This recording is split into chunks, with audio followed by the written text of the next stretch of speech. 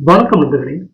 தமிழ்நாட்டுல திமுக ஆட்சிக்கு வரும்போது கடந்த அதிமுக அரசு தமிழ்நாட்டை மிகப்பெரிய அளவுல கடன்ல சிக்க வச்சுட்டாங்க. ஆனா திமுக அரசும் தமிழ்நாட்டை அந்த கடன்ல இருந்து மீட்டு இதுவரை இல்லாத அளவுக்கு ஒரு பொது மாதிரியான ஆட்சி செய்வோம் அப்படின்னு மு.க. ஸ்டாலின் ஆவேசமா பேசிட்டு வந்தார்.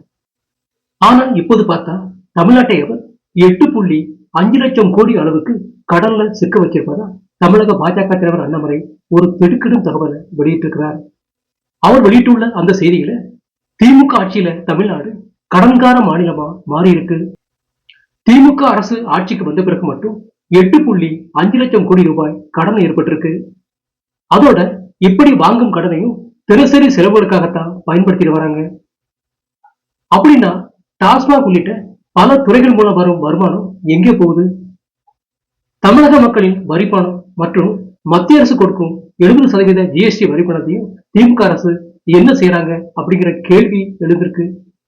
அதனால இத திமுக அரசு மக்களுக்கு தெளிவுபடுத்தணும்னு ஒரு கோரிக்கை வைத்திருக்கிறார் அண்ணாமலை. அது மட்டுமல்லாம மற்றவர்களை குறை சொல்லும் மு.க.ஸ்டாலின் தான் சிறப்பாக ஆட்சி செய்ய வேண்டும்.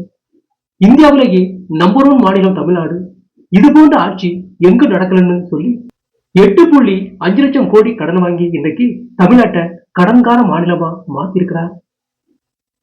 என்ன கேட்டா 3.5 ஆண்டுகள்ல மு.க.ஸ்டாலின் செய்த மிகப்பெரிய சாதனையை இதுவாகத்தான் இருக்க முடியும். இப்படி ஒரு ஆட்சி செய்துட்டு 2026 சட்டமன்ற தேர்தலில் திமுக கூட்டணி 200 தொகுதியில வெற்றி வருவோம் அப்படின்னு கூறிட்டு வராரு. இந்த அளவுக்கு தமிழ்நாட்டு மக்களின் தலையில கடன் சுமையை ஏற்றியிருக்கும் மு.க.ஸ்டாலினை தமிழ்நாட்டு மக்கள் மன்னிக்கவே கூடாது. இவருக்கு தோல்வி என்கிற சரியான பாடத்தை மக்கள் கற்பிக்கணும் அப்படின்னு மிக கடுமையா குற்றம் சாட்டியிருக்கிறார் அண்ணாமலை. அடுத்து தமிழக பாஜக தலைவர் அண்ணாமலை தான் லண்டன் செல்வதற்கு முன்பே தமிழகம் திரும்பியதும் மீண்டும் 2025 ஆண்டில் தனது பாத யாத்திரையை தொடங்கப் போவதாக ஏற்கனவே அறிவித்திருந்தார். குறிப்பா மக்களவை தேர்தலுக்கு முன்பு நகர்ப்புறங்களில் நடத்திய எண்மண் எண்மக்கள் பாத யாத்திரையை இந்த முறை கிராமங்களை நோக்கி நடத்தப் போவதாகவும் அவர் கூறியிருந்தார். இதனால இந்த முறை பாத யாத்திரை எங்கிருந்து தொடங்கி எந்த ஊர்கள் வழியாக தமிழகம் முழுக்க நடத்தினால் மக்களிடத்தில் பாஜக மேலும் எழுச்சி பெறும் என்ற கோணத்தில புதிய திட்டமிட்டு வர்றாங்க.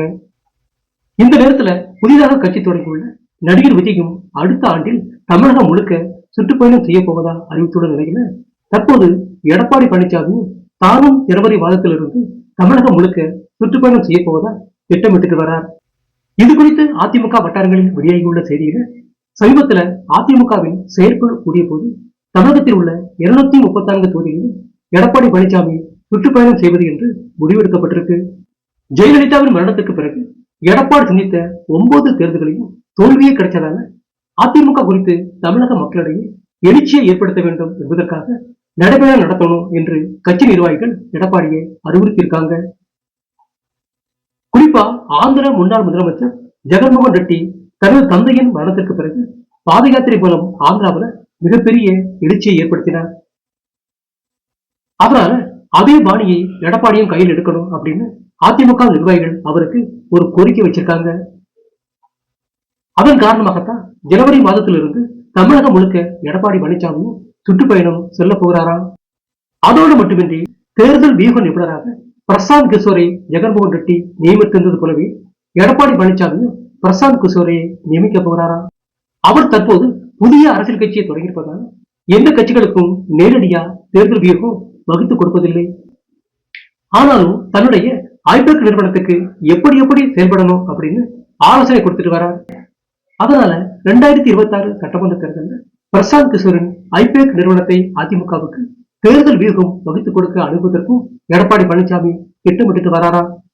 அந்த வகையில ஏற்கனவே தமிழக பாஜக தலைவர் எண்மண் எண்மக்கள் பாத யாத்திரையை மீண்டும் தமிழ்நாட்டில் தொடங்க உள்ள நிலையில புதிதாக தமிழக வெற்றி கழகத்தை தொடங்கியுள்ள விஜயும் அடுத்த ஆண்டில் பாத யாத்திரையை நடத்த போறார்.